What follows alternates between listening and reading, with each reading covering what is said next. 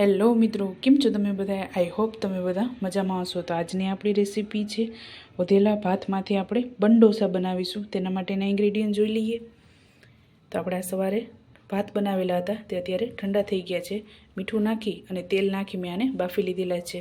તમે બાસમતી ચોખાનો પણ યુઝ કરી શકો છો. આમાં એક લીલું મોરું મરચું, કોથમરી, રવો 4 ચમચી, વટાણા, સ્વાદ અનુસાર મીઠું અને 2 ચમચી ચોખાનો લોટ, બ્લેક પેપર અને જરૂર અનુસાર ખાટી છાશ એડ કરીશું ખીરું બનાવવામાં. તો ચાલો રેસીપી સ્ટાર્ટ કરીએ. સૌપ્રથમ આપણે ભાત, વટાણા, રવો અને ચોખાના લોટને છાશમાં આપણે પીસી લેશું. તો સૌપ્રથમ આપણે એક મિક્સર જાર લઈ લીધું છે, તેમાં આપણે ભાત એડ કરશું.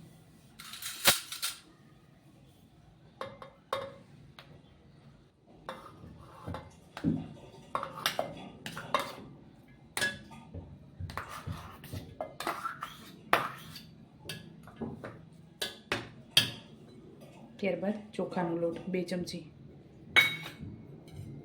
અને રવો એડ કરશું.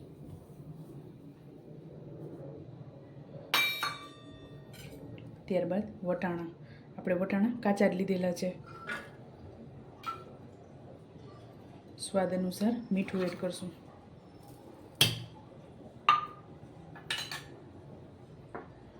અને ખાટી છાશ, આની જગ્યાએ તમે ખાટું દહીં પણ એડ કરી શકો છો. તો આપણે આને પીસી લેશું. જરૂર લાગે તો આપણે પાણી એડ કરીશું. તો આપણે આ પીસાઈને રેડી થઈ ગયું છે. આ રીતે આપણે બનાવવાનું છે.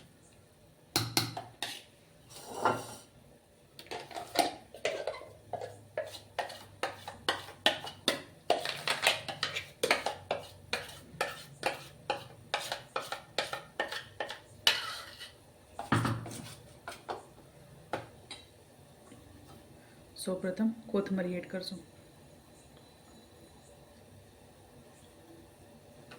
ત્યારબાદ મરચાંની કટકી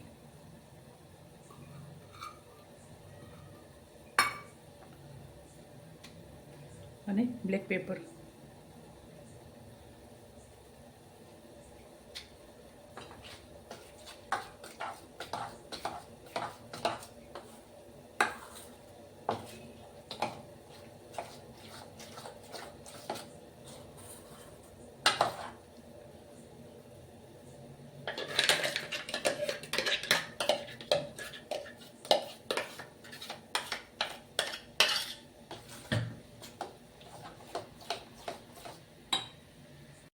તો આપણું ખીરું તૈયાર થઈ ગયું છે. તો હવે બંડોસા તૈયાર કરી લેશું.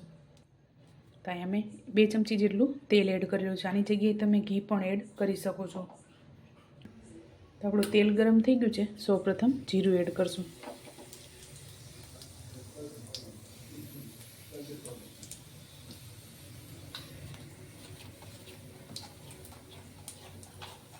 તમે સફેદ તલ પણ એડ કરી શકો છો.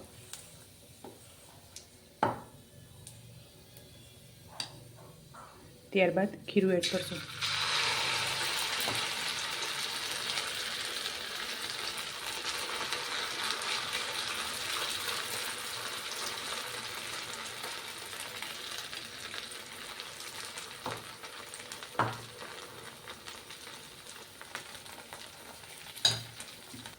તો આપણે આને મીડિયમ ગેસ ઉપર પાકવા દઈશું.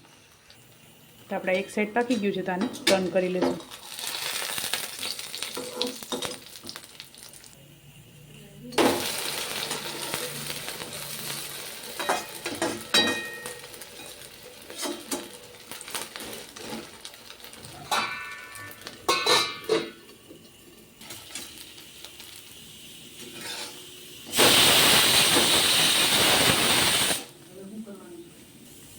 તો આપણા બંને સાઈડ તૈયાર થઈ ગયું છે. તો આને સર્વ કરીશું. તો ચાલો મિત્રો, તૈયાર છે ગરમા ગરમ વધેલા ભાતમાંથી બંડોસા. તમે પણ આ જ રીતે બનાવજો અને મને યાદ કરજો. મારા વિડીયોને લાઇક, શેર અને સબસ્ક્રાઈબ કરવાનું ભૂલતા નહીં. તો ચાલો મળીશું નેક્સ્ટ વિડીયોમાં.